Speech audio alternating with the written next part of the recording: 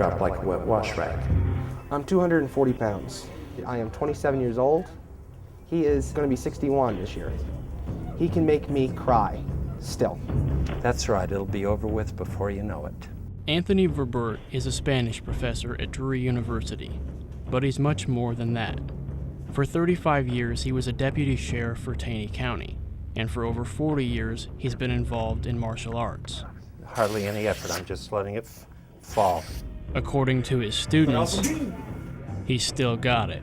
And he just went boom with a back fist right here. I hit the ground like a 2-ton bricks. It just went boom. And he did it half speed. Growing up in the mines of Colorado in the early 60s, Verbert was constantly surrounded by fighting among rival miners, so his father introduced him into the world of martial arts to channel his energy. 40 years later, in 2007, he was inducted into the Kinpo International Hall of Fame, his preferred discipline of self-defense. For people who don't know, Kinpo can be violent, right? Oh, yes, yes. Here goes the elbow. Spin, wrist, spin, neck, wham, chin, boom. It's more of a straight-up boxing style. Your hands are up here rather than like this or something. And it's not to be flashy and destructive. It's how little do you use but still be able to control your person.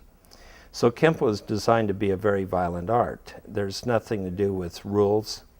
There's nothing with, well, there's just basically no rules with it. And you like that?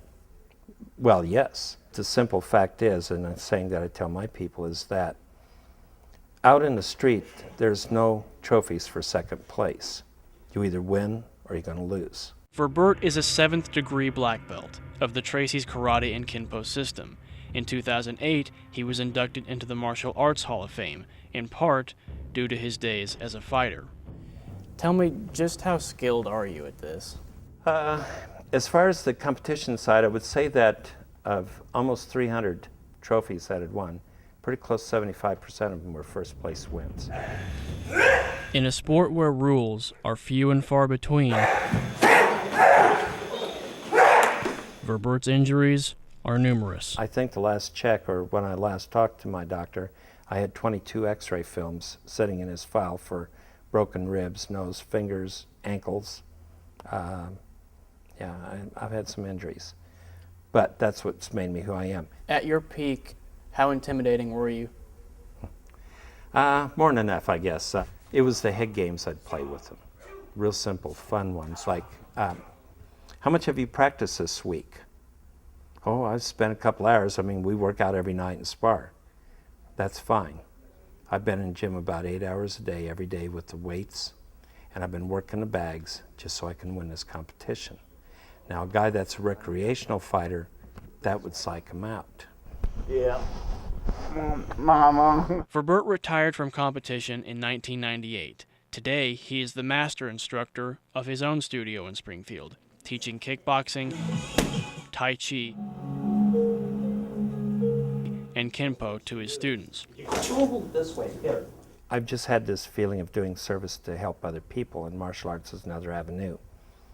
Part of that is I've had students that have had various challenges in life, physical or mental, that I've been able to build them up in a different way than the direction they were. My rules when I'm teaching my students is that what is illegal in UFC is what I want you to learn. That's what's going to win. It's safe to say that Verbert has carved out his fair share of faces, but they haven't been in the ring. The 7th degree black belt truly is a martial artist. And slowly develop my general shape of the face here, draw eyebrow up here roughly. Verbert began working professionally as a landscape artist in the early 80s, with several of his paintings bringing close to $1,000. But today he prefers a new direction.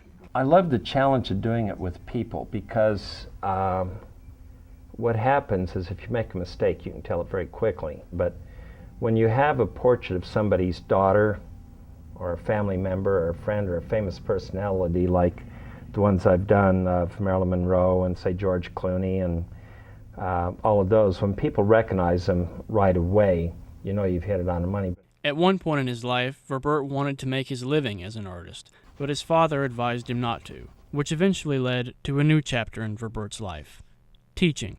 I guess in a way I was destined to teach because I'd always find ways to learn things to, I guess, show off to others, kids in class and that. I always wanted to just amaze people a little bit, but yet not to amaze them in terms of being a bragger or anything. It was more, look what I can do here. Let me show you how to do it. And it's that attitude that Verbert's students believe is what makes him so memorable. His passion.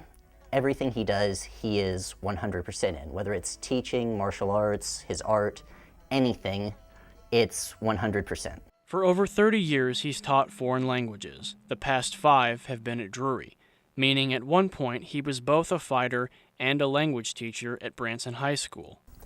What did your students think of you being a fighter? Oh, that's an amazing story.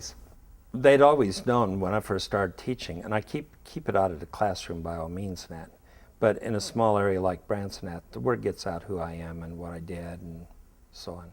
And I didn't know it at the time, but they were actually placing bets whether I'd win or lose. And the big question is, what kind of injuries is he going to come back with?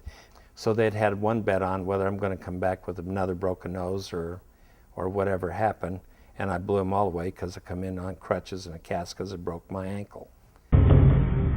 For a man who said all he wanted to do was amaze people, just a little bit, it seems like so far Anthony Verbert has done something right. He's amazing.